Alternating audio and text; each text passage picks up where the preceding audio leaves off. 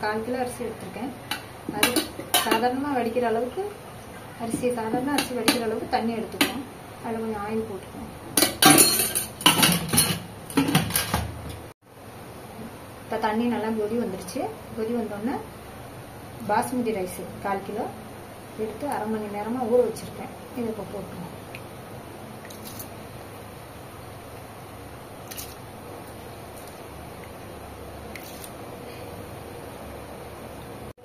தேவையான அளவு உப்பு போட்டுக்குவோம். இது சாப்பிட்றதுக்கு வடிக்கிற மாதிரி வேக விடணும். ரொம்ப குழையக்கூடாது. 90% வேக விட்டுருணும். 350 கிராம் சிக்கன் எடுத்துருக்கோம். அதை இந்த மாதிரி வெட்டிக்கணும். இந்த அளவுக்கு வெட்டிக்கணும். இந்த அளவு எலும்பு இல்லாத கட் பண்ணி வச்சுக்கணும். தேவையான அளவு உப்பு, 1 teaspoon garam masala, 2 teaspoon chilli powder, 2 teaspoon இஞ்சி பூண்டு பேஸ்ட்டு, 2 டீஸ்பூன் கார்ன்ஃப்ளவர் மாவு. நிறைய போடக்கூடாது. பிசைஞ்சுக்குவோம். கார்ன்ஃப்ளவர் நிறைய போடக்கூடாது, ரஃப்பாயிடும்.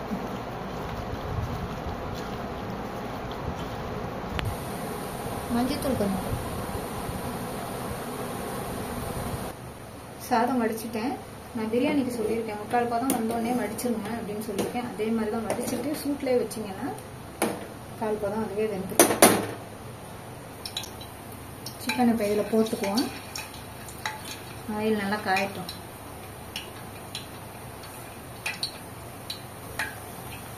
பொரிச்சு எடுத்துக்கோம்.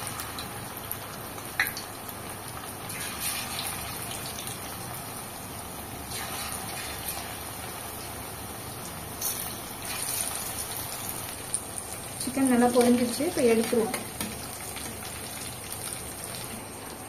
பொரிச்ச சிக்கனில் ஒரு ஸ்பூன் அளவு லெமன் ஜூஸ் அப்படியே போட்டு குலுக்கி வச்சிடணும் கொஞ்ச நேரம்.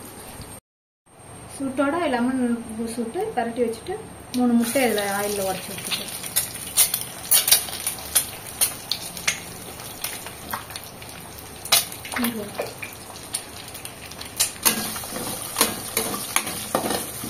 ஆயில் இவ்வளோ போடக்கூடாது. நான் சிக்கன் பொரிச்சதுலேயே போட்டிருக்கேன். நல்லா வேகக்கூடாது. இப்போ இதில் கோஸு கொஞ்சம் போட்டுக்கணும். எல்லாமே அரை வேக்காடு தான் இருக்கணும். 50% தான் வேகணும் காயெல்லாம். முட்டையை ஓரமாக தள்ளி வச்சுட்டு காய போடணும். வெங்காயம் ஆனியன் தான் ஃபஸ்ட்டு போடணும், மறந்துட்டேன்.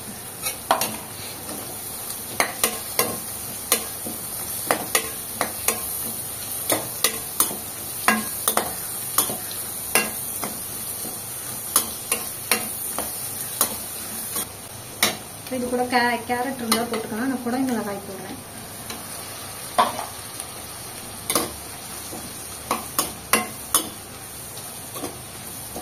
சிம்மில் வச்சுக்கோங்க. ஏன்னா நல்லா வேகக்கூடாது. முட்டை காய் எல்லாமே 50% தான் வேகணும். பச்சையாக இருக்கணும் கொஞ்சம். தேவையான அளவு உப்பு,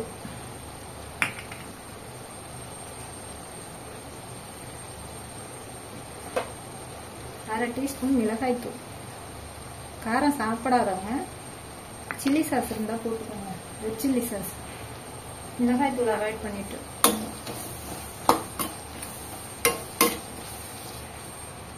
3/4 டீஸ்பூன் பெப்பர் பவுடர். இதெல்லாம் கொஞ்சம் நல்லா எண்ணெயிலே வறுபடணும்.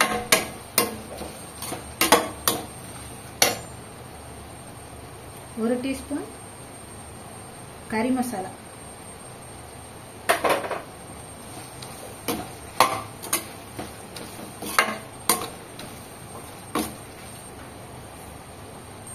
இப்போ சிக்கன் இதில் போட்டுக்குவோம்.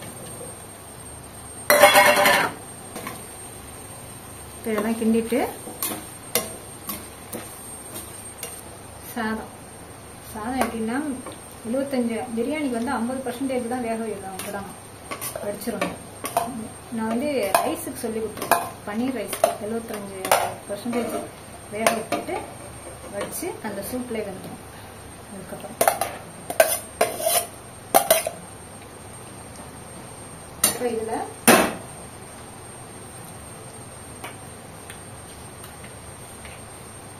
டொமேட்டோ சாஸு 50 மில்லி அளவு ஊற்றிக்கணும். Soya sauce 4 teaspoon. அது நல்லா சாப்பிட்றவங்க தேவையான அளவு ஊற்றிக்கணும். இதுக்கு வந்து ஒரு வெங்காயம், 100 கிராம் கோஸு, குடமிளகாய் இங்கே தேவைப்படுறது போட்டுக்கலாம், இல்லை கேரட் கூட போட்டுக்கலாம். இப்போ இது நல்ல பெரிய கடாயாக இருந்தால் இந்த சோறு வறுத்த ஊற்றி இருக்கணும், வறுத்து இருக்கிற மாதிரி இருக்கணும். கடாய் சின்னதாக இருக்கனால செய்ய முடியல. இதில் ஸ்ப்ரிங் ஆனியன்,